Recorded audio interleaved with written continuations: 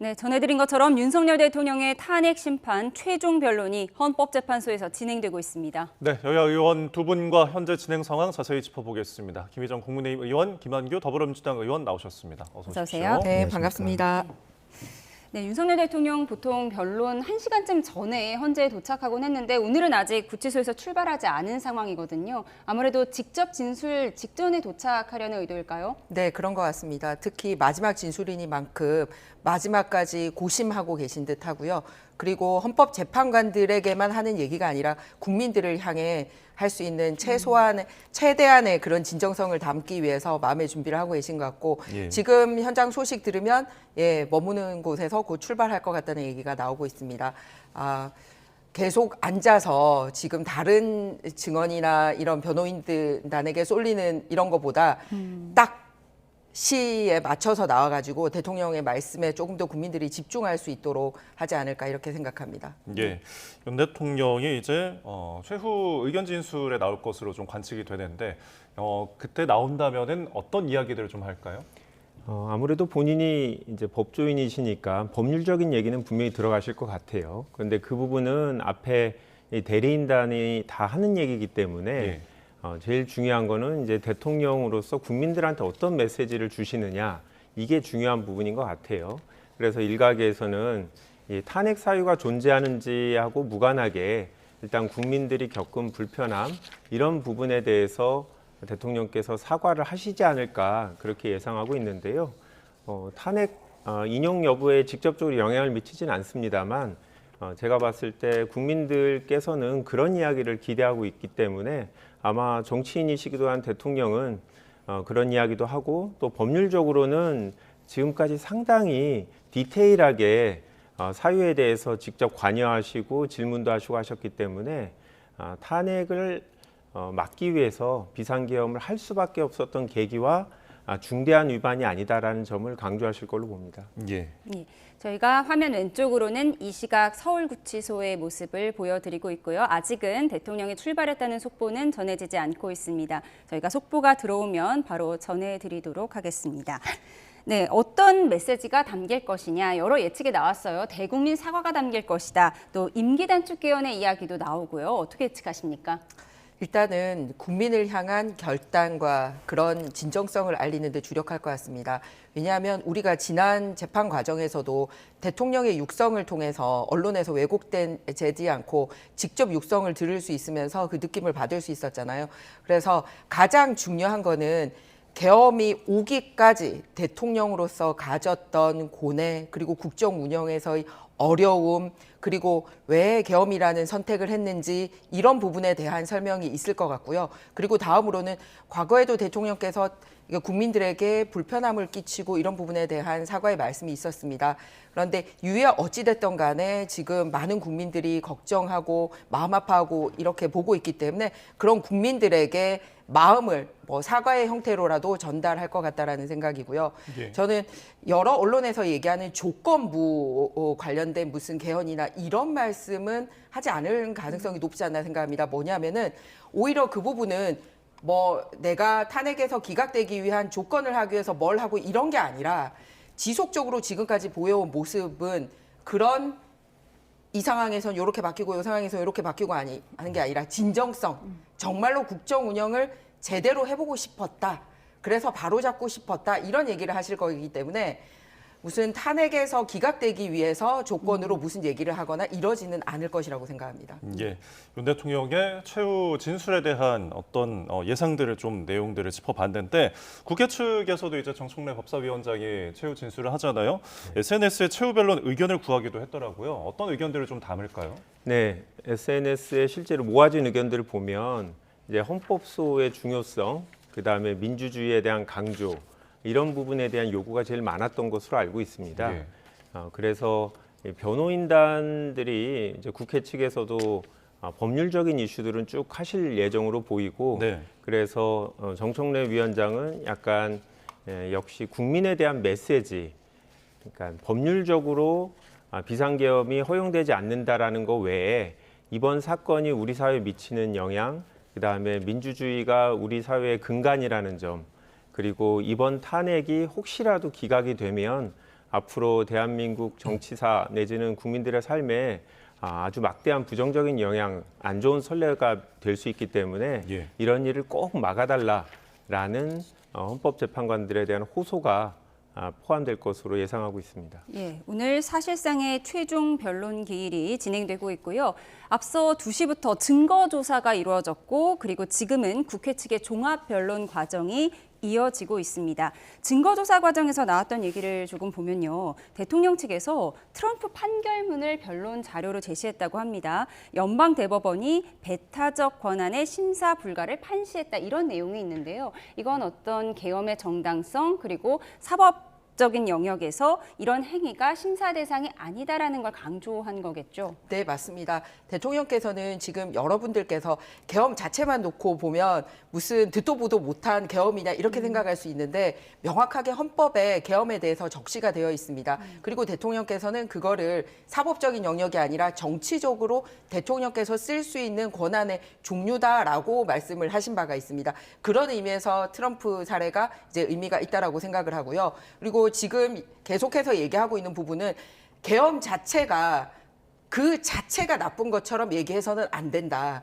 다만 그 계엄으로 가는 부분에 있어서 대통령 물론 우리 당은 지금 계엄을 찬성하고 있지는 않습니다. 하지만 대통령의 통치 행위로 하나로 대통령께서는 이러이러이러한 절차에 따라서 계엄을 결심을 했고 정치적 행위로 헌법에 명확하게 명시가 되어 있다.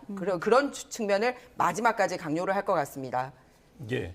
증거조사 내용들 조금 짚어보면서 이야기 나눠보도록 하죠. 대통령 측에서 이제 국가보안법 위반 이력 있는 의원 명단을 제시하면서 지금 과거 이제 정당 해산됐던 통진당 해산 관련 언론 기사도 좀 제시를 했습니다. 이런 것들을 통해서 강조하고 싶은 건 무엇이 있을까요? 그러니까 이제 소추인단이 아무래도 민주당하고 조국혁신당 야당으로 구성되어 있기 때문에 네. 일단 탄핵 소추를 하는 위원들 자체가 정당성을 갖고 있지 않다 아마 이런 얘기를 하시는 것 같은데 사실 본인의 탄핵 사유를 인정하는 데 있어서는 전혀 관여가 없는 내용이죠. 그다음에 과거 민주화 운동으로 형법 위반이나 뭐 국가보안법 위반, 집시법 위반으로 전과가 있는 분들이 많은데 예. 그거는 이제 사안에 따라 다르겠습니다만 대부분은 이제 민주화 운동으로 인정된 부분들이고요.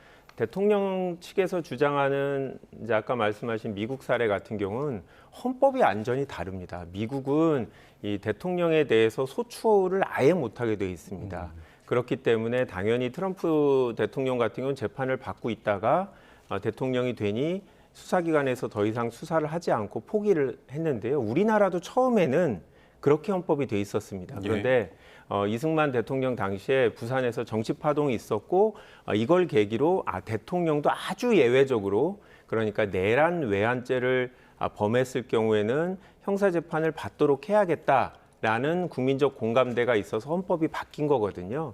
그래서 트럼프 사례는 우리나라 헌법과는 맞지 않다라는 점을 말씀드리고 싶고 지금 이 사건은 형사사건도 또 아닙니다.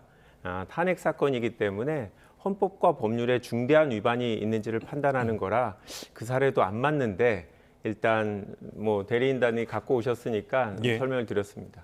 예, 지금 앞서 말씀드렸듯이 증거 조사가 끝나고 국회 측의 종합 변론이 진행되고 있고요. 저희는 앞선 증거 조사에서 나온 발언들을 조금 정리하고 있습니다. 또 대통령 측 주장을 조금 더 정리해 보면 우원식 국회의장과 이재명 대표가 아무도 없는데 월담을 시도했다 이런 주장도 나왔거든요. 이 부분은 어떤 점을 강조하고 싶었던 걸까요? 네. 긴박하고 정말로 이랬다면, 네, 오히려 월담이 가능했겠습니까? 당시에 저도 그날 휠체어를 타고 있었거든요. 그런데 일단 국회에는 진입을 할 수가 있었습니다. 그러면은 국회의장이나 사실 야당 대표 같은 경우도 충분히 얼굴이 알려지신 분이기 때문에 출입을 할 수 있는 상황이었는데 굳이 그런 약간 드라마틱한 요인을 만들어내려고 하고 그러면 정말 드라마틱한 상황이라면 그거를 뭐 셀카를 찍거나 뭐 이렇게 촬영을 하거나 이런 게 사실은 힘들지 않습니까? 여러분들 보시면은 아주 긴급한 상황이었다면. 그런데 그런 식으로 뭔가 국민들에게 연출하는 장면을 만들어내려고 했다라는 부분을 강조하려고 하는 부분이고요. 네. 좀 전에 김 의원님이 말씀하신 부분 제가 조금 덧붙여서 말씀을 드리자면 미국의 헌법과 한국의 헌법의 차이점 말씀하셨는데 오히려 한국의 헌법 같은 경우는 명확하게 더 성문적으로 기록이 되어 있고 그리고 아까 내란죄, 외환죄 말씀하신 부분이 역시 지금 절차적으로 공수처가 잘못하는 부분과 연동이 되어 있다는 말씀 한 가지 더 드리고자 합니다. 현직 대통령은 내란죄, 외환죄 이외에는 어떤 것으로부터 이제 수사로부터 자유로울 수 있는데 거기에 대해서 수사권이 없는 공수처가 지금까지 이런 식으로 수사를 하고 체포영장 발부하고 해오고 있지 않습니까?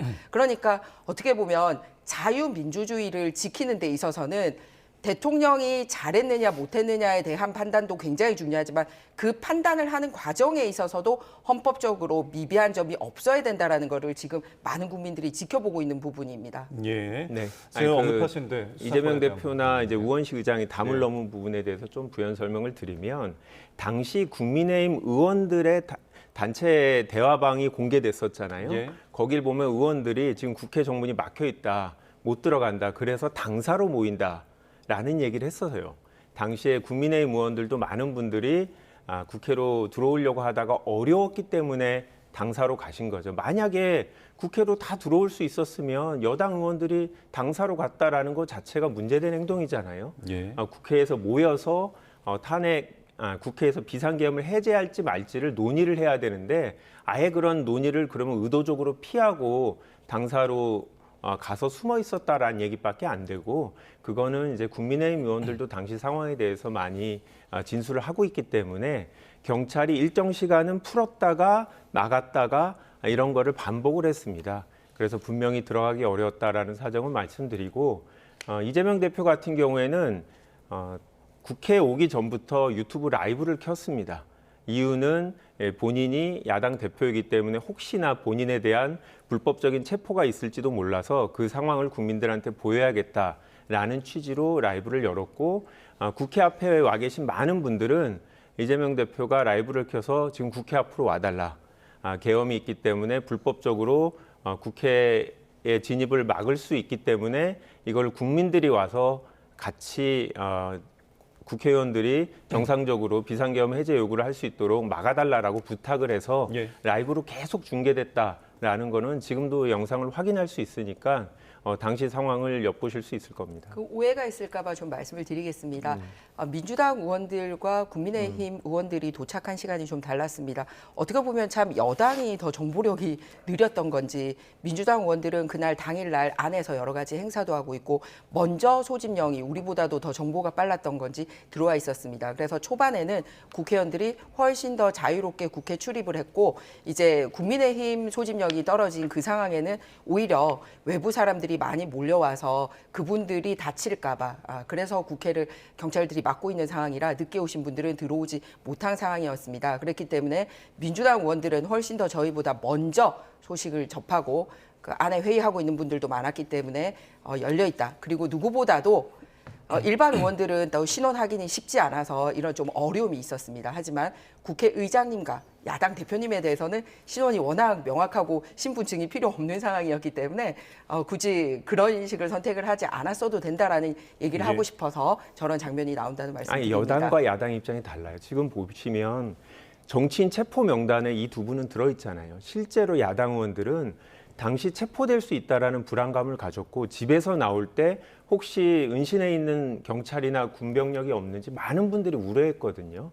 그래서 이재명 대표나 우원시장이 지금 보고 나니까 그 담을 넘는 게 마치 이제 뭐 큰 경험담처럼 얘기하지만 네. 당시 상황은 그렇게 뭐 국민들한테 보이기 위해서 의도적으로 담을 넘을 수 있는 상황은 아니었습니다. 예, 알겠습니다. 체포 명단과 관련돼서 사실 이번 헌재 재판에서 가장 진술이 엇갈리는 부분이 바로 그 체포 명단과 관련된 부분입니다. 사실은 그것 때문에 국민의힘 소속 의원들도 이제 좀 이렇게 격앙되고 이런 분위기가 있고 탄핵이 가결되는데 분명히 기여한 바가 있습니다. 그런데 가장 오락가락된 진술을 한 사람이 홍장원 전 국정의원 전 차장이고요. 차장이죠. 네. 그리고 메모지에 대해서도 원래 원본을 가지고 있지 않고 그리고 나온 쪽지만도 네 가지고 있고 나온 명단 그리고 했던 장소, 시간, 당시 상황 그리고 심지어는 약물 복용했다라고까지 얘기를 하면서 가장 오락가락 진술하고 있는 부분이 바로 그 부분이라는 말씀 드리고 싶습니다. 아니죠. 체포 명단이 있었다고 진술하는 사람은 여러 명이 있었습니다. 홍장원 말고 그다음에 명단이 10명이든 12명이든 중요한 게 뭐겠습니까?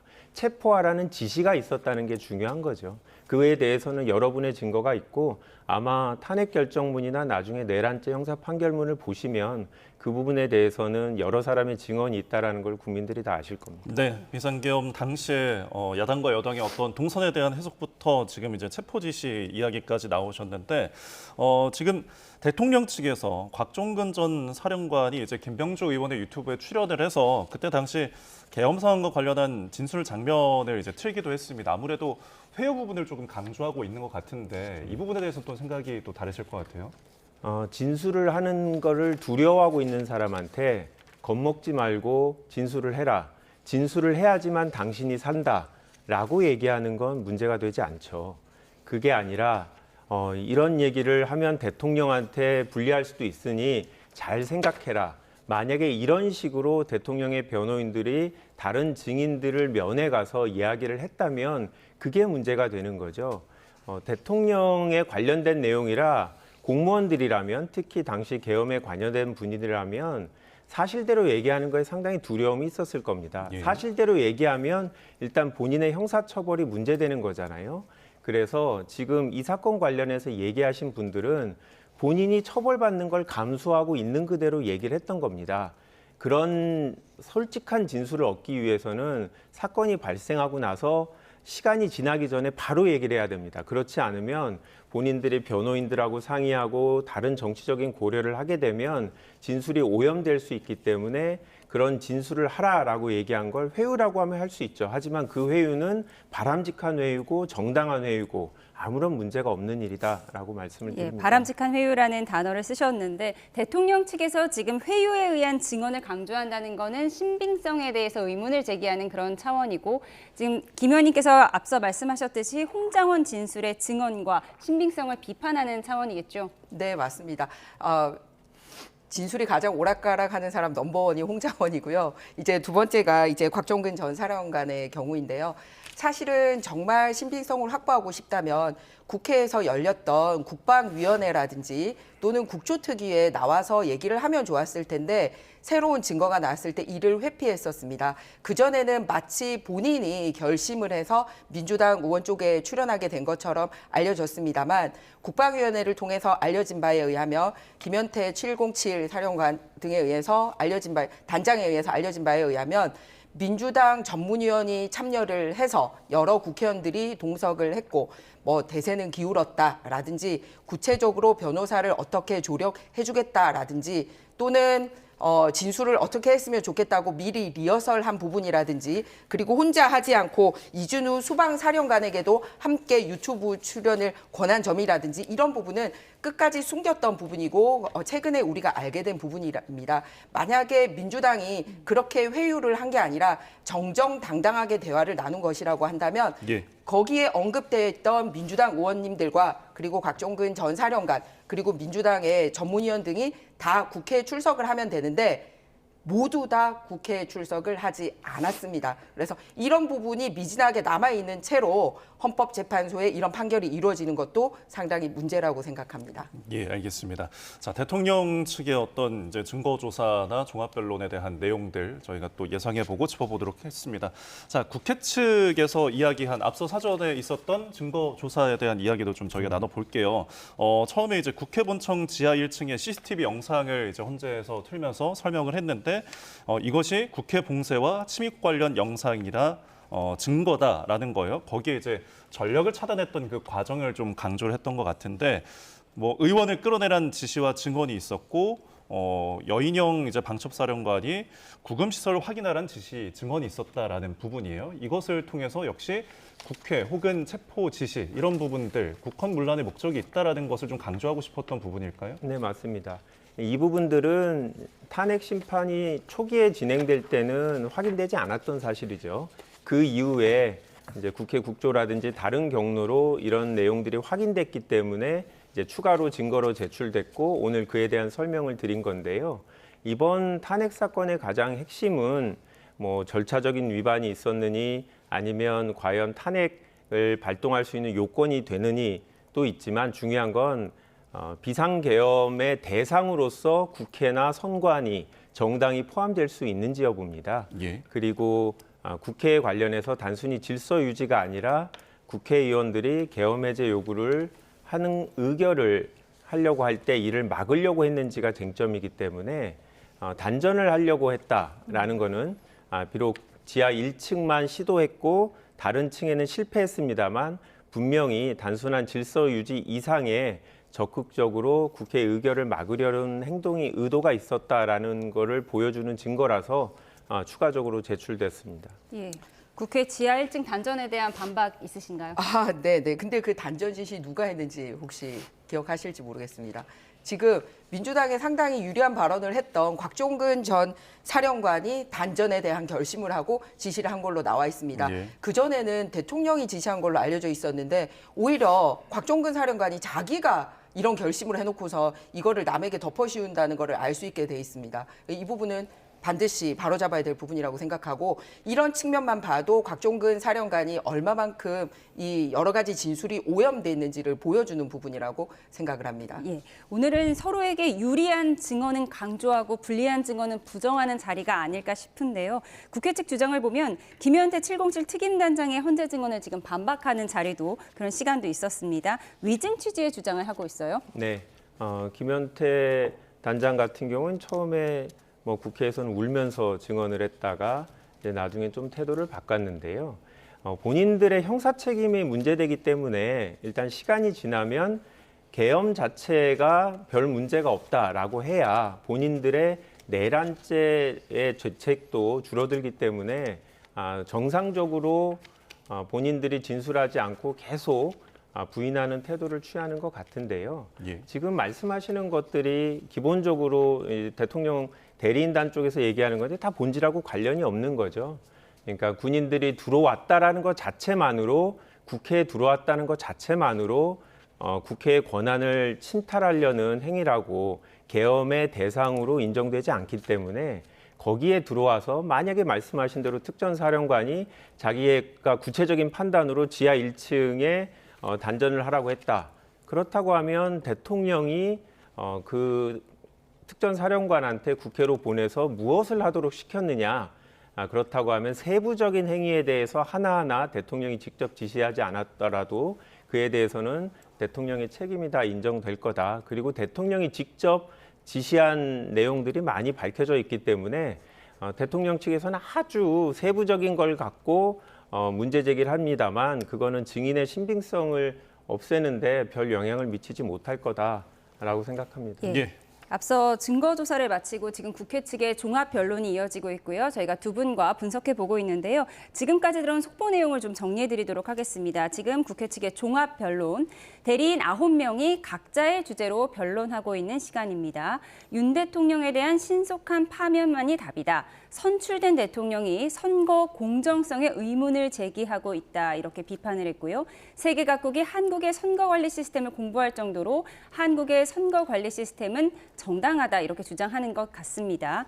네, 여러 차례 헌법 침탈을 시도했지만 국민이 지켜냈다라는 국회 측의 주장이 계속해서 속보로 들어오고 있습니다. 예, 이승만, 박정희 그리고 전두환 족제 접어들었었고 영구 집권을 꿈꾸던 이들이 비참한 최후를 맞이했다라고 강조를 했고요. 국민이 민주주의 수호를 위해서 목숨을 바쳤고 국민이 목숨 바쳐서 지킨 헌정 질서를 짓밟았다라고 이야기를 했습니다. 대통령에 의한 전복 행위를 생각하지 못했고 대통령이 국회를 범죄자 집단 소굴로 단정했다라는 내용까지 저희가 일단은 좀 정리를 해드렸고요. 예, 계엄 당일의 상황도 설명하고 있는데 국군이 계엄 당시 헬기로 국회에 착륙했고 영화나 드라마에서도 볼 수 없었던 초현실적 장면이 연출이 됐다라는 국회 측의 주장입니다. 계엄은 헌법을 파괴하고 민주공화국을 전복하는 행위다라는 주장을 이어가고 있습니다. 예, 알겠습니다. 자, 지금 여기서 저희가 짚어드린 내용 중에 이 선거의 공정성에 대한 의문을 제기한 국민이 선출한 대통령이 그 부분에 대해서 결국은 계엄을 했던 배경에 부정선거 의혹이라는 것들을 대통령 측에서 강조를 해왔잖아요. 그 부분에 전혀 문제가 없다라는 주장인 것 같아요. 사실 전혀 핵심이 아닙니다. 그래서 대통령 측에서 주장하더라도 국회 측에서 굳이 반박하지 않아도 되는 사유죠. 예. 하지만 전체적으로 계엄을 하게 된 배경, 동기 이 부분에 대해서 하도 강조를 하시기 때문에 그에 대해서 반박을 하고 계시는 건데요. 저 부분은 전혀 사실로 확인되지 않았고 국회 헌법재판관들도 지난 9차, 10차에서 국회 측에서 저런 주장을 계속했음에도 불구하고 더 이상 직접적으로 질문을 하지 않았다라는 거는 헌법재판관들이 이 부분에 대해서 큰 관심이 없다라는 거를 이미 이제 현장에 있었던 분들은 언론에서도 확인하고 있는 부분이고요. 그리고 무엇보다 지금 상황에서 저렇게 이 불법적인 계엄을 하게 된 동기만을 강조한다고 해서 헌법과 법률의 중대한 위반 이 사실 자체가 바뀌지 않는데 굳이 부정선거를 주장하는 거는 이 헌법 위반이라는 점을 지금 반박할 수가 없기 때문에 부차적인 동기에 대해서 계속 얘기하는데 그마저 지금 입증을 전혀 못하고 있는 상황입니다. 예, 지금 3시 10분쯤부터 국회 측의 종합변론이 시작이 됐는데 지금 현재는 계속해서 부정선거 관련 이야기를 국회 측에서 하고 있습니다. 윤 대통령이 가짜 투표지를 발견했다고 주장했지만 재검표에서 가짜 투표지를 발견된 적이 없고 대법원도 부정선거가 증거될 수 없다고 판결을 내렸다. 판결을 읽어봤다면 근거 없다는 것을 쉽게 알았을 것이다라는 국회 측의 주장인데 네, 김 의원님께서 반박이 있으실 것 같습니다. 네. 물론 이거를 놓고 계엄 자체가 옳고 그르냐를 판단할 수 있는 기준은 안 됩니다만 이번 사태를 통해서 꼭 짚고 넘어가야 되는 하나의 아젠다이라는 말씀을 드립니다. 저희 당에서는 부정선거라고 얘기를 하진 않았고요. 예. 부실 선거 관리에 대한 위험성과 그리고 이로 인한 국론 분열에 대한 얘기를 하고 있습니다. 뭐냐면 내가 그 요리사가 요리를 할 때 계속 콧물을 훌쩍거리는 요리사가 있다고 생각합시다. 그런데 정말 콧물이 똑 떨어져서 음식에 딱 들어가는 거를 정확하게 본 거 하고 저렇게 콧물을 훌쩍거리니까 야, 지금 내가 만드는 요리에 저 콧물 들어갈 거 아니야? 라고 얘기하는 차이는 분명히 있습니다. 그래서 직접적으로 야, 나 저 콧물 들어가는 거 직접적으로 봤어. 그런 경우는 부정선거를 정확하게 증거가 나온 경우라고 보시면 되고요. 저렇게 콧물을 훌쩍 대고 있으니 내 음식 어딘가에는 콧물 한 방울 좀 떨어질 가능성이 높지 않아? 정상적으로 건강한 요리사와 요리한 것과는 달라라고 얘기하는 부분이 소위 부실 선거에 대한 위험성이라고 보시면 됩니다. 그래서 이런 부분에 대해서 선거 관리에 있어서의 그런 물리적인 선거 관리에 대한 문제점도 제기가 됐었고 그리고 전자적인 선거 관리에 대한 문제점도 제기가 됐습니다. 그러면은 실제로 부정선거가 있었다 없었다를 떠나서 관리에 대해서 검증을 대국민적으로 했으면 하는 여망은 많이 있다라는 말씀을 드리고 싶고요. 이 부분에 대해서는 선관위원으로 계셨던 분들 중에서도 우리가 시스템 검증이 제대로 된 부분이 매우 미흡하다. 그리고 이제 대통령께서 주장하시듯이 그러면 선관위가 이거를 제3기관에다 제출을 해서 한번 이렇게 쫙 한번 스크린할 수 있는 걸 해야 되는데 그거를 끝까지 거부했던 이런 부분에 대한 문제 제기가 있었다는 말씀을 드립니다. 지금은 부정선거가 정확하게 있었다 아니다를 떠나서 예. 정말 많은 국민들이 믿고 투표할 수 있도록 그리고 더 이상 국론 분열이 되지 않을 수 있도록 한 번은 짚고 넘어가야 될 아젠다라는 말씀 드리고 예. 싶습니다. 비율을 들어가면서 부실 관리에 대한 이야기를 해주셨습니다. 네. 근데 선관위에서는 어느 정도 이제 요청이 보안 점검에 대한 요청도 있었고 점검이 있었다라는 또 주장이 있잖아요. 네. 관련해서 국회 선관위 사무총장이 예. 헌재에서 진술했죠. 그분이 이제 대통령하고 대학 동기분이시잖아요. 대통령이 임명하신 분인데 이분도 지금 선관위의 내부 시스템의 문제는 전혀 없었다. 그리고 외부에서 요청한 모의 실험에 대해서도 적극적으로 응했고 사소한 미비점에 대해서는 총선 전에 다 개선을 했다라고 얘기하시고요. 우리나라는 헌법상 시스템이 잘 갖춰 있습니다. 지금 대통령 대리인 측에서 주장하는 것들이 다 근거가 없는 게 선거에 관해서 문제가 있으면 대법원의 판결을 받도록 돼 있는 거고요. 지금 문제된 민경욱 전 의원의 판결 포함해서 수많은 사건에 부정선거 의혹들이 있어서 결국은 다 대법원까지 올라가서 판단을 했는데 한 번도 실제로 그런 문제가 있다라는 법원의 결정이 나온 적이 없습니다. 그런데 법원이 최종적으로 판단하도록 돼 있는 게 우리가 헌법을 만들면서 사회적 합의인데 그런 약속이 있음에도 불구하고 그것도 못 믿겠으니 다시 한번 검증을 하겠다. 이런 거야말로 우리 시스템을 무시하고 국론을 분열시키는 행위가 아닌가 싶고요. 특히 지난번에 대리인단 측에서 보여줬던 영상에 보면 이 투표 용지들이 붙어 있다. 그래서 예. 문제다라고 했는데 그게 이제 반송용 봉투에 붙어 있는 끈적끈적한 부분이 용지에 붙어 있을 수 있었고 그 문제라고 했던 뭉태기로 들어가 있다라는 투표용지에 민경욱 의원의 이름이 들어있는 네. 오히려 민경욱 의원의 표였는데 그 부분을 보고 대통령 대리인들도 당황해서 웃었던 그 영상들을 국민들이 기억하실 텐데요. 우리는 시스템에 따라야 됩니다. 지금 내란죄에 관련해서 뭐 공수처가 수사권이 있느니 아니면 법원의 영장이 적절하니 그거는 다 법원의 판단을 다 거쳤고 저는 그런 우리 사회적 합의마저 지키지 않는다면 그거는 대한민국에서 정치를 할 자격이 없지 않나 그렇게 생각합니다. 그렇게 말씀하시면 그 문제 제기를 자체를 가지고 정치할 자격이 없다라고 얘기를 하는 거는 민주당 전직 대통령들에 대해서도 예의가 아닙니다. 사실 우리나라에서 가장 먼저 부정선거에 대한 이슈를 들고 나오신 분은 김대중 대통령이셨어요. 그리고 이재명 대표님도 문제 제기를 한 것이 있었고요. 그래서 그때그때 유력 정치인들은 이 선거에 대한 불안성에 대한 문제 제기를 지속적으로 해왔습니다. 그런데 제가 지금 계속 말씀드립니다만 부정선거다라는 증거 여부를 떠나서 부실 선거 관리에 대해서 국론 분열이 이렇게 일어나고 있다면 이 사회적 비용이 굉장히 지대하다고 보여집니다. 그렇기 때문에 이번에 계엄이나 이렇게 탄핵 판결과 무관하게 정말 선거 맞는 국가라고 할 정도로 많이 지금 일어나고 있잖아요. 그래서 한 번은 짚고 넘어갈 아젠다다. 조금 더 안정된 선거 시스템은 필요하다라는 주장을 하고 싶습니다. 그러니까 제 말씀은 문제 제기할 수 있죠. 당연히 본인이 이길 수 있는 선거였는데 졌다라고 생각하면 억울해하시거나 의문이 가면 그거는 이제 선거 무효 소송을 제기해야 된다는 말씀이죠.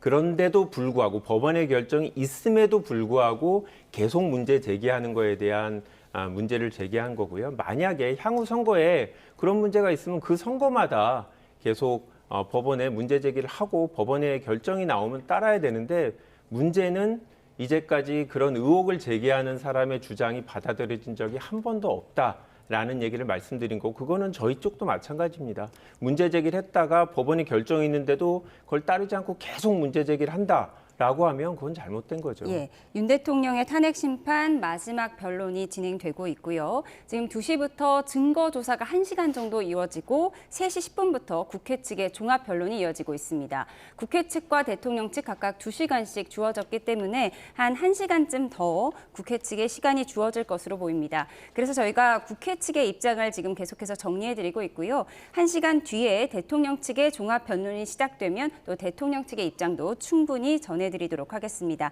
지금까지 들어온 속보를 조금 정리해드리겠습니다. 앞서 말씀드렸듯이 부정선거에 대한 내용이 있었고요. 국회 측에서 비상계엄 선포는 합리적인 설명으로 불가능하다. 대통령으로부터 합리적 답변을 듣지 못했다고 했고요. 야당과 국회의 행위, 그러니까 줄탄핵을 말하는 것 같습니다. 이 정도로는 비상사태라고 할 수 없다라고 강조하고 있습니다. 예, 지금 대통령의 탄핵 공작이라는 음모론을 제기했던 부분도 짚어주고요. 계몽령을 주장했다. 그렇다면 누가 누굴 계몽한다는 건가라는 것도 있었습니다. 또 윤 대통령에게서 이승만, 박정희, 전두환이 연상된다. 윤 대통령이 헌법 위에 군림을 하고 이것이 독재라고 또 강조를 했습니다. 네. 대통령은 군대를 동원해 진짜 제왕이 되고자 했다. 재판에서 대통령은 왕이 아니란 것을 선언해야 한다. 또 아이들이 비상계엄을 어떻게 기억하겠는지 걱정이다라는 말까지 나왔습니다. 네, 대통령 주변 사람들이 왕처럼 떠받들며 동조했다는 내용을 강조하고 있네요. 어떤 부분이라고 보십니까? 네, 일방적인 주장이라 제가 답하기가 참 그렇습니다. 네, 네. 일단 왕과 대통령을 구분 못할 정도의 국민이나 사람들은 없다고 저는 생각합니다. 네, 국회 측 예. 주장이니까 잠시만요. 이 시각 서울구치소의 모습 보여드리고 있는데요. 대통령이 출발하는 모습을 보여드리고 예, 있습니다. 윤석열 대통령이 탄 것으로 보이는 법무부의 호송차가 지금 나오고 있습니다. 저 파란색 차량에 탑승한 것으로 일단은 보입니다. 구치소에서 출발을 해서 헌법재판소로 향하고 있는 모습인데요. 예, 앞뒤로는 대통령 경호 차량도 줄지어 함께 출발을 했습니다. 지금 시각이 4시 11분을 지나고 있습니다. 이제 변론기일은 2시에 시작이 됐고요. 지금 국회에서는 종합 변론이 이어지고 있는데요. 대통령 최후 진술은 오후 7시쯤으로 예. 예상되는 상황입니다. 네. 오늘 변론기일은 밤 늦게 끝날 것으로 보입니다. 오늘 전체적인 진술과 관련돼서 한번 드리고 싶은 말씀이 있습니다. 좀 예. 전에 국회가 얘기했던 대통령을 제왕이라고 착각한 듯 이런 얘기는 말 그대로 정치적인 수사지 않습니까? 그러면은 거기에 기인한 구체적인 대통령의 녹취록이라든지 뭐 이런 걸 들고 나야 되는데 마지막 종합 변론하는 날 이런 식으로 이제 그 자극적인 발언을 하고 있다는 게 굉장히 안타깝고요. 한 가지 그 앞서 이제 우리나라의 선거 시스템에 대해서 말씀하시지 않았습니까? 지금 현재 87년 헌법의 가장 큰 가치는 어떻게 보면 대통령의 직접 선거, 직접 민주주의입니다. 그 앞에 선거 헌법하고 가장 큰 차이점이지 않습니까? 그건 뭐냐면 우리 손으로 직접 뽑은 대통령을 성취하기 위해서 정말 많은 피를 흘려서 이룬 그 헌법이지 않습니까? 그러면은 뽑을 때도 그렇게 절차적인 정당성을 갖추어서 뽑았듯이 실제로 대통령을 그 자리에서 탄핵하는 데 있어서도 우리 국민들이 직접 뽑은 것과 똑같을 정도의 무게감과 절차적인 정당성을 가지고 헌법재판소에서 심판이 이루어져서 이제 탄핵의 절차가 이루어져야 하는데 아까 국회 변론도 저렇게 정서적인 변론, 법정 변론이 아닌 그런 걸로 하고 있고 또 헌법재판소도 지금까지 오늘 대통령의 발언에 귀를 기울이는 이유가 뭐냐면 3차 변론 때만 직접적으로 대통령이 이제 신문할 수 있는 기회를 주고 그거 아니고서는 대통령은 앉아있긴 했습니다만 예. 신문할 수 있는 기회조차 봉쇄를 했었지 않습니까? 이런 거를 보면은 얼마만큼 절차적인 하자를 가지고 헌법재판 심판이 이루어지고 있는지를 보여주고 있기 때문에 오늘 이렇게 빨리 마무리하는 거에 대한 아쉬움도 크다라는 말씀 드리고 싶습니다. 지금 화면으로는 조금 전 윤 대통령이 서울구치소를 출발해 헌법재판소로 이동하고 있는 모습을 보여드리고 있습니다. 네, 대통령은 오늘 시간 제한 없이 최후 진술을 할 예정입니다. 그래서 어떤 내용이 담길지 저희가 예측도 해봤고요. 지금 현재 대통령 탄핵 심판 최종 변론은 잠시 휴정한 상황이라는 속보도 들어와 있습니다. 4시 25분에 속개할 예정인데요. 아마도 국회 측의 종합 변론이 마무리된 것으로 보입니다. 원래 2시간 정도 주어졌는데 예. 한 1시간 이내로 마친 것으로 보이죠. 네, 그런 것 같습니다. 이미 국회 측은 지난주에 10차 변론 기일인가요? 이미 사실상 최후 변론 비슷한 이 PPT를 갖고 네, 관련된 그렇죠. 쟁점에 대해서 설명을 했습니다. 그래서 아마 반복된 부분들은 아마 간략하게 설명을 드리고 전체적인 요지를 좀 말씀드린 것 같은데요. 대통령이 평소에 이제 비상대권이라는 얘기를 이제 많이 하셨기 때문에 아마 그 부분을 지적하는 발언을 좀 한 것 같은데 네. 아무리 본인이 생각할 때 정당한 행위라고 할지라도 대통령이든 국회든 법원이든 공직자들은 다 법과 원칙에 따라 정해진 절차에 따라서 진행을 해야 되기 때문에 이거를 넘어설 수 있는 거는 현재 민주공화 정에는 없다. 과거에 왕정시대에서나 가능한 일이기 때문에 만약에 본인이 옳다고 생각해서 할 수 있다라고 믿었다면 국회에 대해서 계엄을 할 수 없다라고 헌법에 돼 있음에도 불구하고 본인이 필요하다고 생각해서 했다면 그거는 문제다라는 점을 지적한 것 같습니다. 예, 알겠습니다. 자, 지금 보시는 화면은 조금 전 구치소에서 출발한 윤석열 대통령의 호송 차량 모습입니다. 오늘이 11차 마지막 탄핵 심판의 변론 기일이 되겠습니다. 오늘 이제 대통령 최후 진술을 위해서 직접 탄핵 심판장에 들어설 것으로 보이고요. 조금 전에는 이제 국회 측의 종합변론이 조금 끝났습니다. 2시간이 예상이 됐었는데 조금 이르게 끝났고요. 잠시 휴정을 한 이후에 대통령 측의 종합변론이 이어질 예정입니다. 국회 쪽 진술의 내용에서 예. 사실 이렇게 짧아지는 것 중에 하나가 뭐냐면 잘 아시지만 이 탄핵소추안의 핵심이 내란죄였습니다. 그런데 내란죄 철회를 국회 쪽과 헌재가 같이 해서 뺐지 않았습니까? 그러니까 찐빵 얘기하면서 안고 빼고 얘기를 해야 되니까 상당수가 없어졌다라는 말씀 다시 한번 강조하고 싶습니다. 예, 저희가 방금 들어온 소식 잠시 정리해 드리겠습니다. 대통령이 조금 전에 출발했다는 소식은 전해드렸고요. 경찰이 기동대 61개 부대에 4천여 명의 규모를 투입했다. 기존의 45개 부대 3천여 명 수준에서 추가 배치한 상황이라고 전해왔습니다. 예, 경찰버스 등 기동대가 헌법재판소 주변에 대기 중이고요. 헌법재판소 정문을 중심으로 차벽이 현재는 전개가 되어 있습니다. 또 인도의 안전펜스, 울타리, 또 시위대가 헌재에 접근하지 못하도록 통제를 하고 있습니다. 워낙 많은 인파들이 윤석열 대통령에 대한 지지자들 그리고 찬반 집회가 곳곳에서 있기 때문에 경찰이 안전관리를 또 철저히 하고 있는 소식까지 전해드렸습니다. 아무래도 마지막 변론 기일이다 보니까 조금 더 단단히 준비하고 있는 모습 속보로 전해드렸습니다. 네, 저희가 휴정을 한 상황이라서 아까 있었던 이제 언급에 대해서 조금만 더 이야기를 해보도록 하겠습니다. 이제 국회 측에서 이제 비상겸 선포에 대한 합리적 설명이 이제 좀 불가능하다. 대통령으로부터 합리적 답변을 듣지 못해서 이 야당과 국회 행위, 그러니까 이제 국정이 마비될 정도였다는 그 배경에 대해서 윤 대통령 측에서 설명을 했잖아요. 그런 것들이 비상사태는 될 수가 없다라는 이제 주장을 폈습니다. 이 부분에 대해서 또 어떻게 생각을 하십니까? 네, 지금 탄핵 사건에서 빠진 게 있는데 대통령에 대한 신문이 없었습니다. 보통 형사 사건에서는 이 피고인에 대해서 검찰이나 변호인 쪽에서 묻고 재판부가 직접 묻기도 하거든요.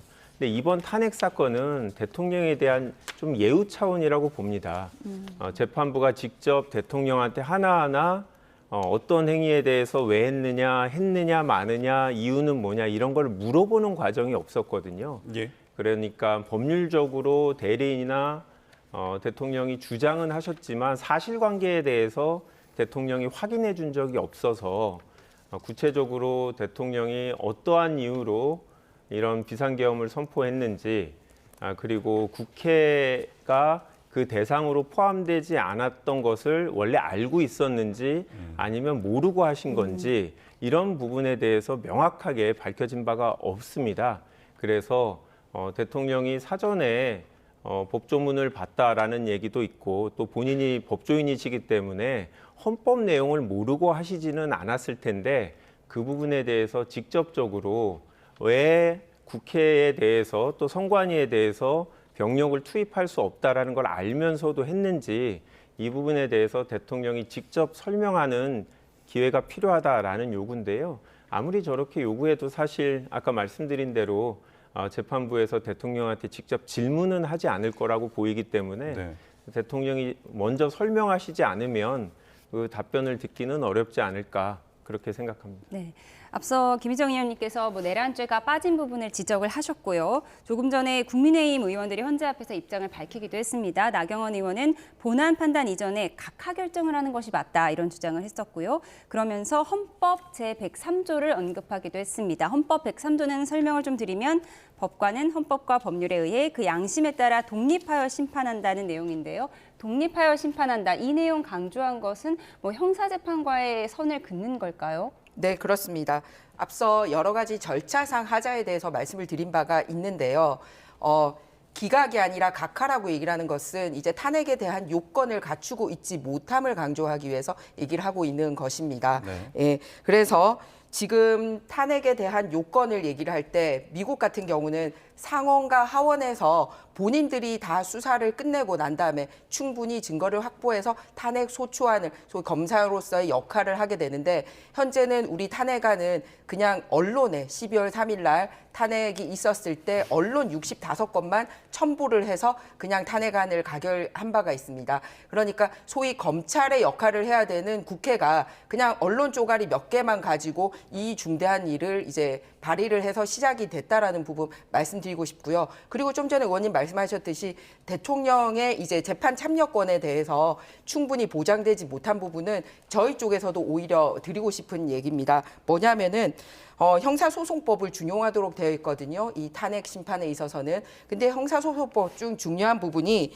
피고인에게도 증인신문권을 보장하고 있는 부분입니다. 그런데 철저하게 이 부분도 배제를 했습니다. 그렇게 하다 보니 왜냐하면 본인이 신문하다 보면 오히려 증인 나오신 분들과 대통령의 직접적인 목소리를 더 많이 들을 수 있었을 텐데 이 부분을 완전히 배제를 했습니다. 그래서 헌법재판 과정에 있어서도 헌법재판소법을 철저히 어기면서 이루어진 재판인데 이런 재판에 기인을 해서 탄핵을 인용한다라든지 이런 거를 하는 게 과연 맞느냐라는 문제 제기를 하는 겁니다. 그리고 앞서 질문을 드린 것 중에 하나가 그러면 계엄을 할 만한 그런 국가적인 상황이었냐? 예, 국민의힘은 계엄은 적절하지 못했다라는 것은 거듭 말씀을 드립니다. 하지만 그러면 국회는 온당했냐라는 부분에 있어서 29번의 줄 탄핵 그리고 24번의 특검 그리고 국가 예산을 4조나 깎으면서 어떤 식으로든 대통령이 일을 못하게 만든 그런 국가적인 상황에 대해서는 국회도 분명 반성해야 될 지점이 있습니다. 네, 저희가 정정해드릴 내용이 있어서 잠시 전해드리겠습니다. 저희가 앞서 국회 측의 종합변론이 끝난 것으로 보인다고 전해드렸는데요. 아직 끝나지는 않았습니다. 국회 측의 종합변론 2시간이 주어졌었고요. 9명의 대리인이 각자의 주제로 변론하는 과정이었는데요. 1시간쯤 진행한 뒤에 지금 잠시 휴정을 한 상황이고요. 4시 25분에 속개를 하면 국회 측의 종합변론이 계속해서 이어질 전망이라는 점 저희가 정정해드립니다. 예, 알겠습니다. 지금 이제 우리 김 의원님께서 이야기하신 부분들이 이제 피고인의 증인 신분 자체를 좀 보장하지 않았다라는 부분이니까 그럼 피청구인인 윤석열 대통령이 나온 증인들에 대해서 신문을 못한 것에 대한 부분을 좀 이제 피력을 하셨는데 이건 어떻게 보세요? 약간 답변을 드리기 전에 국민의힘이 이 사건이 발생하고 나서 법률적인 주장을 많이 했는데 법원에서 받아들인 주장이 하나도 없어요. 헌법재판관들은 꼭 판사 출신이어야 될 필요는 없는데 지금 우리나라 헌법재판관 8분은 다 소위 말하는 정통법관으로 상당히 오래 근무하신 분들이고 보수 성향의 분도 있고 대통령이 임명하신 분들도 있고 다 평의를 거쳐서 진행하는 거다. 예. 그래서 정치인들이 주장하는 게 일견 맞아 보이지만 틀리는 내용들이 많다. 지금 말씀하신 것도 설명을 드리면 일반 형사 사건에서는 그렇게 대통령처럼 상하 간의 관계가 있어서 만약에 하급 직원이 자유로운 분위기에서 진술을 못한다고 하면 분리를 합니다. 아예 별도의 장소에서 이제 얼굴을 보지 못하게 하고 진술을 하거든요. 예. 왜냐하면 대통령이 복귀하시게 되면 그거에 대해서 본인한테 어떤 불이익이 줄까라는 두려움을 갖게 되잖아요. 그렇게 합니다. 그러니까 그런데 이번 사건도 사실 그렇게 해야 되는 거 아니냐라는 얘기가 나왔음에도 불구하고 헌법재판관들은 그렇게까지는 하지 않고 직접 질문하는 대신에 옆에 대리인들이 있기 때문에 대리인한테 질문하도록 하면 되는 거 아니냐라고 말씀을 하셨고 그건 평의의 결과다라고 말씀드렸습니다. 그러니까 헌법재판소가 형사소송법 규정을 따른다, 준용한다, 그건 맞습니다. 그렇지만 형사소송법에서 구체적으로 어떻게 하는지에 대한 설명 없이 조문만 갖고 그렇게 말씀을 하시면 오해의 소지가 있다라는 점을 말씀드리고요. 참고로 아까 나경원 의원님이 얘기하신 109조는 헌법재판소가 아니라 법원에 관련된 규정입니다. 예. 우리나라는 법원과 헌법재판소는 완전히 별도의 헌법기관으로 대한민국 헌법에서 각 5장과 6장으로 동등한 위치에 놓여져 있는데 취지는 같습니다만 나경원 의원님이 헌법 조문도 잘못 인용을 했다라고 말씀드립니다. 알겠습니다. 그런데 그 평의를 계속 강조를 많이 하시는데요.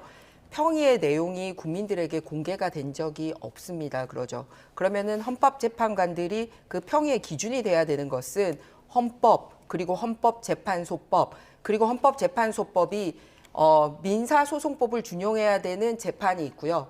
그리고 그 행정심판을 따라야 되는 게 있고 형사소송법을 따라야 되는 게 있습니다. 명백하게 탄핵은 형사소송법을 준용하도록 되어 있습니다. 그러면은 평의에 들어갈 때 뭐를 봐야 됩니까? 한 손에 헌법 그리고 한 손에 형사소송법을 들고 가야 되는데 그거를 법으로 우리가 해석을 달리하는 게 아니라 법 조문대로 똑같이 지켜달라는 요구를 계속하고 있는 겁니다. 예, 알겠습니다. 앞서 김한규 의원께서는 대통령 측 주장을 사법부가 받아들인 적이 없다라고 정리를 해주셨는데 아무래도 국민의힘과 대통령 측에서는 공수처 수사권부터가 문제였다라는 주장을 지속해오지 않았습니까? 예, 이번에도 드러나지 않았습니까? 대통령께서 이제 영장이 발부돼서 구속이 된 거 원래 공수처 담당이 아니었던 서부지법에서 이제 구속영장이 발부가 됐었는데요. 예. 그런데 사전에 알고 보니 이 수사 과정에 있어서 이 수사하는 과정에 있어서 통신 기록이라든지 이런 걸 할 수 있는 영장 청구가 중앙지법에 여러 번 됐었습니다. 대통령과 직접 된 게 3건이 있고요. 이 사건을 하기 위해서 16건이 있었는데 잠시만요, 다 의원님. 기각이 됐었습니다. 제가 화면 설명을 잠시 해드리겠습니다. 지금 이 시각 잠원 IC의 모습인데요. 지금 오른쪽 차선으로 예. 대통령 경호 차량과 호송 차량이 오는 모습이 보입니다. 네, 지금 윤석열 대통령이 구치소에서 출발해서 경부고속도로를 이용해서 헌법재판소로 이동하는 그 와중에 저희가 잠원 IC의 모습을 보여드리고 있습니다. 현재 바람이 많이 불고 있어서 보여드리는 화면이 조금 흔들리는 것 같습니다. 버스 전용 차로를 통해서 상행선을 따라 지금 올라오고 있는 모습이 보입니다. 지금 출발한 지 한 15분 정도가 지났는데요. 경기도 의왕에 있는 서울구치소에서 지금 잠원 IC 인근까지 15분 정도가 걸렸고요. 통상 보면 헌법재판소까지 한 20분에서 30분 정도 걸리니까요. 잠시 후에 헌법재판소에 대통령 차량이 도착할 것으로 보입니다. 예, 이동 동선에 대해서 저희가 잠시 실시간으로 또 중계를 해드렸고요. 예, 의원님 하시면 계속. 언급하셨던 네, 앞서 네. 말씀드렸듯이 공수처에서는 사실 직권남용 관련돼서 하면서 대통령은 직권남용의 대상이 되지 않는데 수사를 했기 때문에 수사권도 없었습니다. 그런데 이번에 새로 밝혀진 게 말씀드렸듯이 압수수색 영장과 그리고 통신 영장을 여러 차례 신청, 총 16회 신청을 했는데 아무것도 받아들여지지 않았거든요. 그러니까 서부지법 우리 편들이 있는데 우리 법 판사들이 있는데 해가지고 이렇게 타낼 수 있었다라는 게 밝혀진 바가 있습니다. 만약에 정정당당했다면 국회에 이렇게 허위 보고할 일도 없고요. 국민들에게 아니 압수수색 영장이랑 통신 영장은 기각됐다라는 게 왜 한 번도 알려지지 않았습니까? 그런데 더군다나 이거를 국회에 나와서 구두로 한번 거짓말을 한 거가 아니고요. 아예 문서로 만들어서 우리는 이런 그 영장 신청한 적 없다라고 답을 했습니다. 그런데 이 부분에 대해서 가타부타 얘기가 없어요. 그러니까 수사의 원점적인 것부터 공수처가 잘못하고 있는데 아니 첫 단추 잘못 깼으면서 이렇게 계속 흘러가도록 내버려 둡니까? 예. 네, 영장 청구 사실에 대한 주진우 의원실의 답변서가 네. 잘못됐었다는 점을 지적하시는 것 같습니다. 그 부분은 오늘 공수처장이 국회에 와서 설명을 했죠. 이제 실무자가 답변을 하면서 체포영장, 구속영장 이 부분에 대한 질의라고 생각하고 잘못 답변했다라고 예. 인정을 했고요. 지금 당시 중앙지법에서 영장을 기각한 사유 자체가 이 공수처와 경찰 당시에는 여러 수사기관들이 동시에 사건을 담당하고 있을 때입니다. 그래서 중복된 수사를 막기 위해서 경찰과 협의하라라는 게 영장 거부의 사유였고요. 당시는 체포영장이 아니었습니다. 그런데 그 이후에 실제로 공수처가 경찰하고 합동수사를 하게 됐죠. 그렇기 때문에 처음에 영장이 기각됐던 건 체포영장이 전혀 아니었다. 그리고 대통령에 대한 압수수색도 아니고 대통령은 여러 피의자 중에 한 명으로 이름이 들어갔을 뿐이었지 김용현 전 국방부 장관이라든지 국방부 이런 다른 이제 공동 피의자들에 대한 압수수색이었다라는 점을 명확하게 말씀을 드립니다. 그리고 중앙지법은 체포적부심을 담당을 했습니다. 무슨 말이냐면 중앙지법은 과거에 그런 이제 압수수색 영장이라든지 통신 영장에 대해서 신청이 됐으나 기각된 사실을 알고 있음에도 불구하고 체포적부심에서 그런 부분이 전혀 법률적으로 체포 자체의 적법성을 인정하는 데 문제가 없다라는 판단을 했는데요. 오늘 지금 말씀하시는 것도 나중에 형사사건이나 이런 데서 다 인용되지 않을 주장입니다.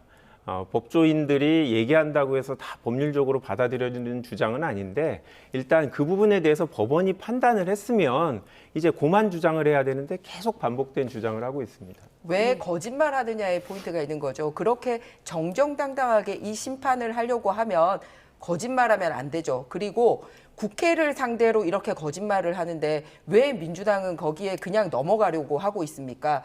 그냥 쪽지 하나 잘못돼도 민주당은 크게 소리를 지르고 퇴장까지 시키고 있는 마당에 이 중요한 사건에 대해서 거짓말을 시켰던 문서에 대해서 무마할 뿐만 아니라 오히려 이 거짓말 시킨 공수처에게 도움이 되는 법안까지 보훈 법안을 발의를 하는 이런 모습을 보여주고 있기 때문에 서로 이거 뭔가 짜고 치는 거 아니야? 이런 의심이 든다라는 말씀을 드립니다. 제가 예. 이 말씀을 계속 드리는 이유는 지금 대통령 측에서 영장 집행 과정에서의 위법 절차나 공수처의 수사권 관련해서도 아마 문제를 삼을 것이기 때문에 이 예. 부분에 대해서 새로운 사실 한 가지 더 말씀드렸습니다. 그리고 수사기획관이 작성을 한 걸로 국회에 보고를 했다라고 하는데 수사기획관이 작성을 하고 공수처장의 이름으로 국회에 보고가 됩니다. 그런데 공수처장은 나는 결재한 적 없다라고 얘기를 하고 수사기획관은 그때 그 자리에 사람이 없는 그 직위였습니다. 공석이었는데 그 수사기획관이 했어요. 그러면 유령 문건을 보냈습니까? 이 부분은 오히려 민주당이 더 나서서 따져야 되는 부분이 아닐까요? 그런데 왜 보훈하는 그 법안을 냅니까? 공수처 잘했다고 이렇게 하는 법안을 냅니까? 아니, 예, 그러니까 알겠습니다. 전혀 이제 실질하고 관련이 없는 네. 이 탄핵 사건에서 탄핵을 막을 방법이 전혀 없기 때문에 저런 지엽적인 부분 공수처장이 잘못했으면 그걸 문제를 삼으면 되죠. 질의를 한 의원실에서 그걸 문제를 삼으면 되는 건데 지금 그런 사실이 알려졌다 한들 대통령에 대한 체포영장 그리고 체포적부심 이 부분에 대해서는 법원이 다 알고도 판단을 했다라는 점을 명확하게 다시 한번 말씀드립니다. 예, 지금 화면으로는 조금 전 한남동을 지나는 대통령 차량의 모습을 보여드리고 있습니다. 4시 11분쯤에 경기도 의왕에 있는 서울구치소에서 출발을 했고요. 20분 정도 지났고 잠시 후면 헌법재판소에 도착할 것으로 보입니다. 지금 헌법재판소에서는 국회 측의 종합변론이 이어지고 있습니다. 종합변론은 국회 측과 대통령 측 각각 2시간씩 주어진 상황입니다. 네, 지금까지 들어온 새롭게 추가된 내용들 조금 소개해드리도록 하겠습니다. 속개가 이루어졌고 국회 측에서는 권력자의 말이 엉뚱한 의미로 쓰이면 굉장히 큰 혼란이 인다라고 이제 주장을 하면서요. 윤석열 대통령이 헌법수호나 상식 공정을 강조해 왔습니다. 그리고 국민의 보편적 인식과 다르다는 것이 확인됐고 또한 윤석열 대통령 미국 순방 중에 비속어 논란까지 또 언급을 했습니다. 예, 그리고 대통령실이 논란을 제기한 기자를 전용기 탑승해서 배제시켰다. 즉 언론 자유를 탄압하며 헌법 수호를 내세웠다라는 국회 측의 주장이 속보로 들어오고 있습니다. 미국 순방 중의 비속어 논란은 바이든 관련이겠죠. 예. 그 부분은 아무래도 이제 대통령이 만약에 탄핵이 기각되게 되면 다시 대통령으로서 업무 수행을 해야 되는데 지금까지 확인된 사실을 보면 헌법소의 의지나 능력이 좀 부족하다. 그렇게 보는 것 같고요. 예. 그다음에 계속 저렇게 이제 협치 대상인 야당을 이 반국가 세력인 것처럼 이렇게 여러 차례 얘기를 하셨는데 정말 대통령으로서 설사 본인과 정치적인 견해가 다르고 알겠습니다. 그렇다 할지라도 잠시만요. 저럴 수 있나라는 얘기입니다. 예. 알겠습니다. 국회 측의 종합변론 녹취가 들어와서 먼저 들어보도록 네. 하겠습니다. 비상계엄 선포를 전후한 피청구인의 인식과 언행에 대하여 한 말씀 드리겠습니다. 피청구인은 여소야대 정국에서 대통령에 당선되었습니다. 표차는 0.73%, 초박빙이었습니다. 그럼에도 피청구인은 다수당인 야당의 존재를 인정하지 않고 무시하였습니다. 현실적이거나 잠재적인 정적 제거에 몰두하였습니다. 자신과 소속을 같이 하고 있는 집권 여당 내부 인사도 예외가 아니었습니다. 집권 여당은 작년 국회의원 총선에서도 참패하였습니다. 참패의 원인으로는 피청구인의 총선 기간 중 여러 언행이 지목되었습니다. 깊은 성찰에 터잡은 다수 야당과의 협치만이 피청구인 자신이 생존할 수 있는 유일한 선택지였습니다. 그러나 피청구인은 총선 참패가 부정선거의 결과라는 망상에 빠졌습니다. 다수 야당이 이끄는 국회가 대한민국의 헌정 질서를 짓밟고 정당한 국가기관을 교란시키는 내란을 획책하는 명백한 반국가 행위를 자행한다고 소리를 높입니다. 적반하장입니다. 피청구인이 듣기 싫은 소리는 입틀막으로 듣지 않고 듣고 싶고 보고 싶은 것만 골라 보고 들은 결과입니다. 피청구는 2024년 12월 12일 담화에서 병력을 국회에 투입한 이유는 거대 야당의 망국적 행태를 상징적으로 알리고 질서 유지를 하기 위한 것이지 국회를 해산하거나 기능을 마비시키려는 것이 아니다. 계엄령을 발동하되 그 목적은 국민에게 거대 야당의 반국가적 폐악 행위를 알려 이를 멈추도록 경고하는 것이었다. 라고 강변하고 있습니다. 그러면서 도대체 2시간짜리 내란이라는 것이 있습니까? 질서 유지를 위해 소수의 병력을 잠시 투입한 것이 폭동이라는 말입니까? 라고 외치고 있습니다. 피청구인이 그날 밤 일선 지휘관들에게 직접 내린 명령이나 우리가 지켜본 현장 상황에 정면으로 배치되는 주장입니다. 1심 판정에서는 내란 프레임을 짜고 자신에 대한 탄핵 공작을 하고 있다면서 음모론까지 제기하고 있습니다. 비상계엄을 계몽령이라고 주장하고 있습니다. 누가 누구를 계몽하겠다는 것입니까? 법꾸라지 법비의 요설이라는 말까지 나오고 있습니다.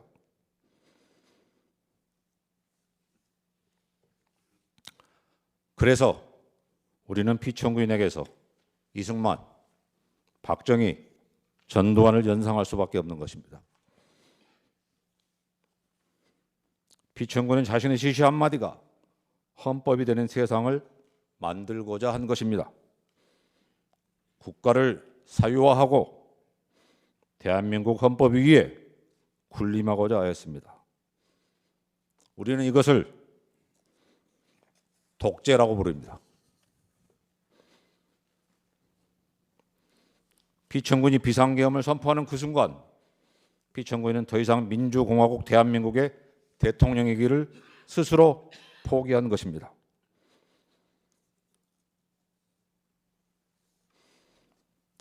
헌법재판소는 피청구인 주장의 부정선거 논란에 대하여도 깊이 헤아려 주시기 바랍니다.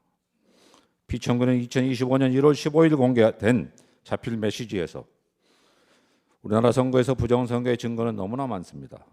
칼에 찔려 사망한 시신이 다수 발견되었는데 살인범을 특정하지 못했다고 해서 살인사건이 없었고 정상적인 자연사라 우길 수 없는 것입니다. 라고 주장하고 있습니다. 선거에 의하여 당선된 대한민국 대통령이라면 도저히 입에 담을 수 없는 말입니다. 부정선거가 권력을 가진 자에 의하여 자행되었다는 역사적 사실에도 반합니다. 대의 명분으로 삼았던 거창한 구호는 사라지고 부정선거 의혹 규명, 선거 시스템 점검이 비상계엄 선포의 목적이라고 이야기하고 있습니다. 구차합니다. 여기서 잠시 과거 어느 헌법재판관의 말씀을 살펴보겠습니다. 이 사건 탄핵 심판은 보수와 진보라는 이념의 문제가 아니라 헌법적 가치를 실현하고 헌법 질서를 수호하는 문제이다.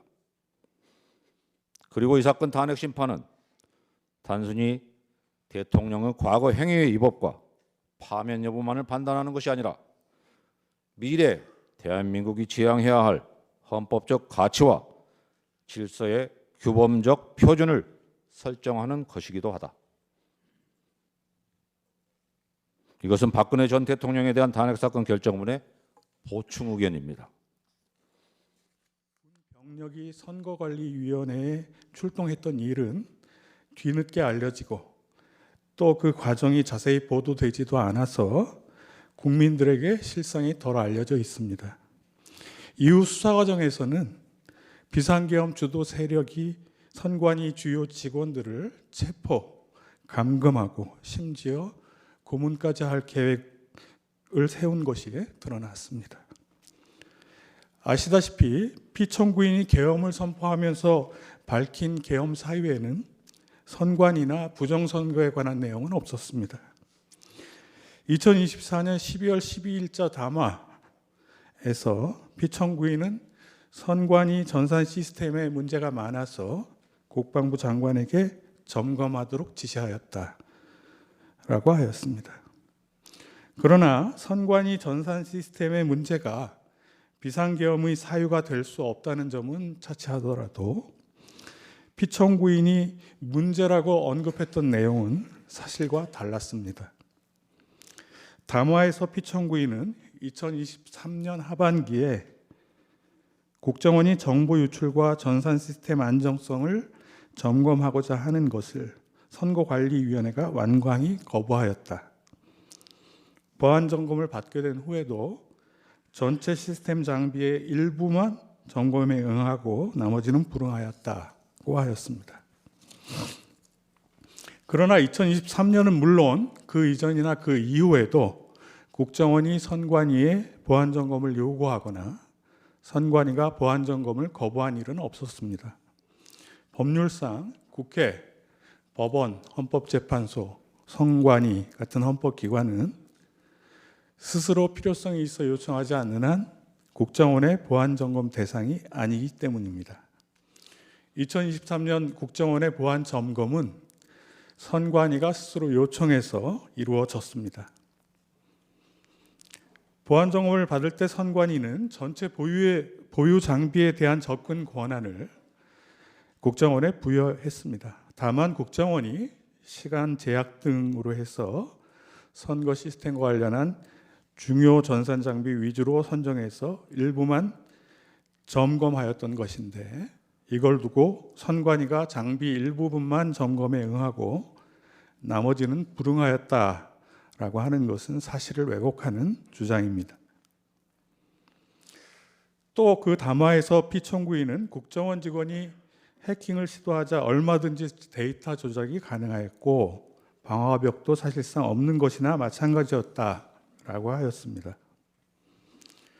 그러나 당시 보안 점검은 부정선거 방지를 위한 각종 법적, 제도적 장치를 배제하고 기술적 부문에 한정해서 실시되었습니다. 또 기술적인 부문의 모의 해킹도 선관위가 국정원의 시스템 정보와 접속 관리자 테스트 계정을 미리 제공하고 침입 탐지 차단 등 자체 보안 시스템을 완전히 적용하지 않은 상태에서 진행되었습니다. 이런 조건을 무시하고 얼마든지 데이터 조작이 가능하였고 방화벽도 사실상 없는 것이나 마찬가지였다라고 하는 것은 지나친 확대 해석입니다. 피청구인은 2024년 4월 총선을 앞두고 선관위에 문제 있는 부분에 대한 개선을 요구했지만 제대로 개선되었는지는 알 수 없었다라고도 했습니다. 그러나 선관위는 보안점검 이후에 지적된 취약점을 대부분 조치하고 24년 4월 총선 전에 정당 참관인 입회하에 2차례 국정원과 합동으로 이행 여부 현장 점검을 완료하였습니다. 달리 국정원이나 다른 기관이 선관위의 시스템에 대해서 문제점을 제기하거나 점검 요구를 하거나 개선 요구를 한 적은 없었습니다. 즉 개선 여부를 알 수 없었다는 주장은 사실이 아닙니다. 피청구인은 2025년 1월 15일에 공개한 국민께 드리는 글에서 선관위의 시스템의 부실에 관한 주장에서 한 발짝 더 나아가서 우리나라 선거에서 부정선거의 증거는 너무 많다. 선거소송의 투표함 검표에서 엄청난 가짜 투표지가 발견되었다는 등 부정선거 주장까지 하였습니다. 그러나 과거 여러 차례 선거소송 재검표에서 정규 투표지가 아닌 가짜 투표지는 발견된 적이 없습니다. 피청구인 대리인이 가짜라고 주장하는 투표지들은 21대 국회의원 선거의 소송 재검표 과정에서 나온 투표지입니다. 이에 관해서 대법원은 상세한 조사와 검증을 거쳐서 해당 투표지는 별 문제가 없거나 사소한 실수, 단순한 기계적 오류에 의한 것이어서 부정선거의 증거가 될 수 없다고 판결했습니다. 법률가인 피청구인이 한 번만이라도 이 판결을 제대로 읽어보았다면 아마 가짜 투표지 주장이라는 것이 얼마나 근거 없는지 쉽게 알 수 있었을 것입니다. 판결이 아니더라도 이 투표지들이 누군가 부정선거를 목적으로 투입한 가짜 투표지라면 특정 후보에게 유리한 투표지였을 것입니다. 그러나 가짜 투표지 주장을 하는 어느 누구도 그 투표지가 누구한테 유리했나 하는 그런 내용은 전혀 말을 하지 않고 있습니다. 그 투표지들이 특정 후보에게 유리한 내용이 아니었기 때문입니다. 피청구인이 말하는 칼에 찔려 사망한 시신은 어디에서도 발견되지 않았습니다. 우리나라의 투 개표는 수많은 사무원과 관계 공무원, 공공기관 직원, 참관인 등이 참여한 가운데 실물투표 또 공개 수작업 개표 방식으로 진행되고 사후에도 실물투표지를 통해 개표 결과를 검증할 수 있습니다. 그 과정에서 정보 시스템이나 기계 장치는 보조수단으로 사용됩니다. 투개표 과정에 한 번이라도 참여해 본 사람이라면 현실에서 누군가 가짜 투표지를 투입하거나 투개표 데이터를 조작하는 것은 사실상 불가능하다라는 것을 잘 알 것입니다. 이 사건 소추 이후에서는 피청구인이 비상계엄을 선포하고 선거관리위원회에 침입해서 서버를 압수수색하고 하는 행위들이 위헌 위법성이 주로 다루어졌지만 비상계엄 이후 피청구인이 담화 등을 통해 선거관리위원회를 공격하고 부정선거 음모론을 제기시키고 확산시킨 행위는 우리나라 선거제도, 대의제도에 더욱 치명적인 영향을 끼쳤습니다. 또 선거관리위원회와 선거 시스템의 신뢰성을 크게 훼손시켰습니다. 부디 피청구인이 주장하는 부정선거 음모론이 얼마나 근거 없는 것인지를 제대로 판단하셔서 우리나라 선거제도와 대의제도의 신뢰성 그리고 선거관리위원회와 수많은 투개표 사무원, 참관인들의 명예와 자긍심을 회복시켜 주시기 바랍니다. 감사합니다.